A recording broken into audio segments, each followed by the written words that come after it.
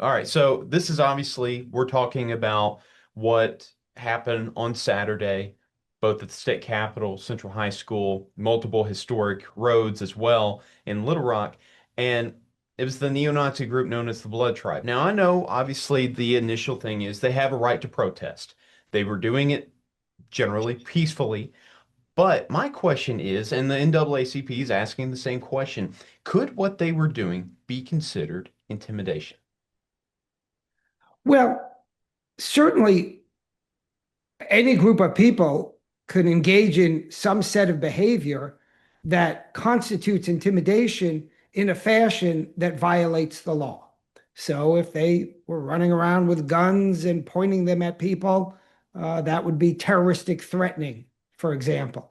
So it's not as if some protesting group can't wind up violating the law while they are expressing their First Amendment rights.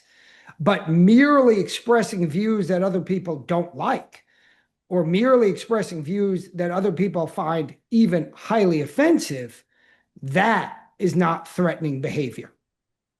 Now, so okay, let's say, for instance, maybe this was intimidation. Now, I know Arkansas, the Civil Rights Act of Arkansas Civil Rights Act of 1993 says that is a hate offense. Now, I'm a little confused with some of the hate crime laws for Arkansas. Could this be something that the state could maybe seek legal action on, or I'm just trying to get an understanding if this would be considered, if it's intimidation.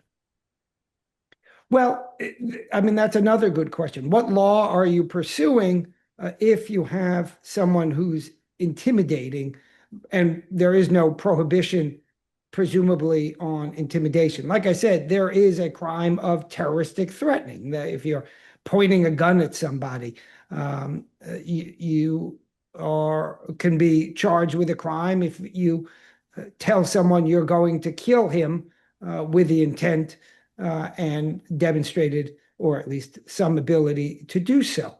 So there are statements that violate the law. And I don't know fully the intersection between intimidating behavior and the Arkansas Civil Rights Act. But there was a Supreme Court case in which burning a cross on somebody's property was against the law. And that was, to the best of my recollection, upheld. The crime, the charge was upheld as valid. So you can engage in behavior that has some expressive content, but then has more, has a level of violence in it that the law permits it to be restricted. And that's the issue here, or at least the distinction that you and I are discussing. I don't know if this presented regarding their behavior.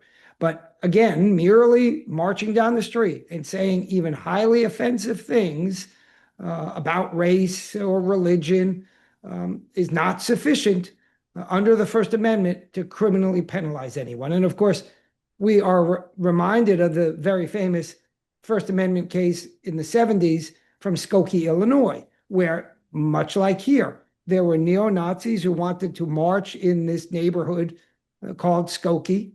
And this was the 70s, of course, which was roughly 30 years after the end of World War II. And living in that neighborhood were not only a lot of Jews, but some Holocaust survivors. And they said, oh, this would be traumatic and offensive. And I'm sure that is entirely true. And the case went all the way to the Supreme Court. As it turns out, incidentally, the neo-Nazis were represented by a Jewish lawyer. He obviously disagreed with the substance of what they wanted to present, but he agreed with their constitutional right to do so. And the Supreme Court said precisely the same.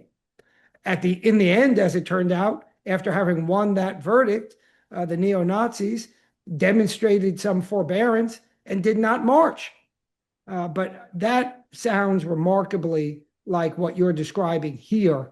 And so, absent some other violence or violence implying behavior, and when I say violence implying, I mean implying immediate violence.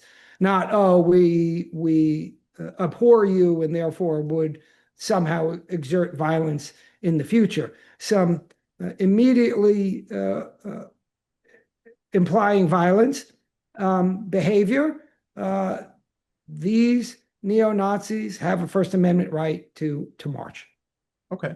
Now, let's talk about they were obviously at Central High School. Now, it's federal property. I know that. Now, if could that their presence there, as far as I know, they weren't actually on federal property, but that's one of the questions we've gotten. Could this be a federal offense? Well, again, there you have to find an offense, and that First Amendment restriction that we've been discussing applies equally to state and federal law. But certainly, if they entered federal property, they're subject to federal law.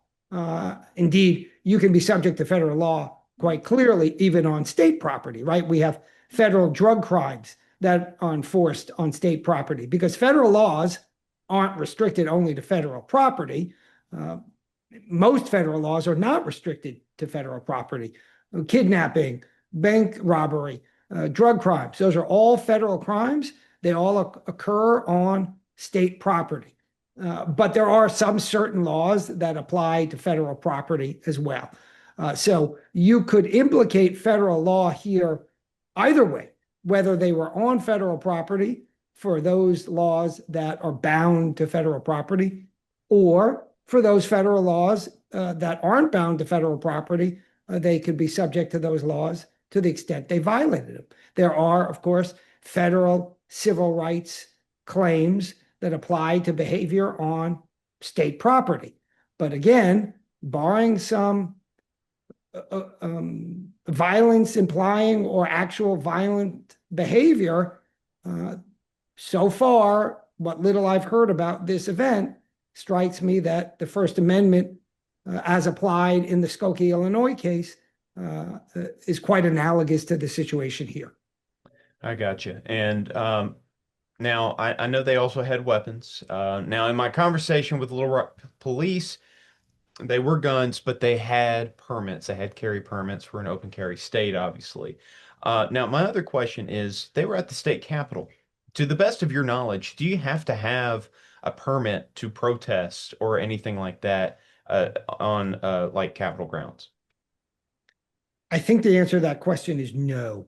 I think you could, now, if you want to conduct an entire rally, there are some permitting requirements, but an individual or even some people can go on to the state capitol grounds, and we're talking about outside, and carry a sign, for whatever issue they want to relay. That is permissible. So, okay, in that case, what would constitute a rally? Because there were 20 something people that were protesting. Is that a rally? I mean, what number are I we don't talking? know. Right. It's a good question. I don't know the answer to that. And I use the term rally generically, meaning there are on both local and state property, there are requirements to get permits for doing certain events. But those certain events, I mean, it could be a picnic, right? And it could be a parade. It's for events that are big enough that the city or state wants to regulate it so there aren't conflicts where three groups are trying to do the same thing at the same time. And those are called time, place, and manner restrictions. And the Supreme Court has said, sure, government can restrict the time, place, and manner of people doing certain events to the extent they interfere with ordinary behavior of other people. And that's why I draw a distinction. Their gathering at some point could be large enough that it could come subject to one of these time, place, and manner restrictions. But more generally, people can walk over to the Capitol with some signs and say, we're protesting this or we're protesting that. And that's generally perfectly permissible. Okay, my last couple of questions here. So, just and you touched on this already, but I kind of want to go back to it. Yeah, sure. What is the line of intimidation? Like at what point does in a situation like this, what a point does intimidation begin? It's usually with some implied or actual threat of violence. Okay. Um, And I think, well, actually, that may be all the questions I have. But is there anything else that you would like to add that maybe we haven't covered that's important to keep in mind? Or I may have already said this, but the point about neo-Nazis marching has now been decided. What is it? Over over 50 years ago, and the idea is that, of course, their positions are highly offensive. And the First Amendment is designed to protect statements that are offensive because we don't need a First Amendment to protect greeting cards and nursery rhymes. Nobody objects to those things. Nobody's seeking to have someone else arrested for benign comments, uh, pleasant comments. So it's only the offensive that needs protection of the First Amendment. And I, of course, abhor the comments of neo Nazis, but they have a right to express themselves within time, place, and manner restrictions. I got you. And I did just think of my last question Yeah. here. And this was something that's been brought up to me before. And correct me if I'm wrong, but I've been told that Arkansas really doesn't have the clearest hate crime laws. Right. And just trying to, and that may be a whole nother discussion right there, but could you tell me a little bit about, where we stand state-wise with Yeah. these laws? Yeah, we have a civil rights statute, but we don't have a separate hate crimes law. Conservative states generally eschew such notions because they tend to categorize crimes based on the race and gender, religion, etc., of the victim. And conservative states tend to believe and enact law, believe in the concept and enact into law the view that anyone committing a harm against another person, irrespective of their race, gender, etc., should be subject to the same punishment. And so Arkansas is not considered a state that has hate crime laws, but it does have civil rights laws. Where you draw that distinction can be gray at times.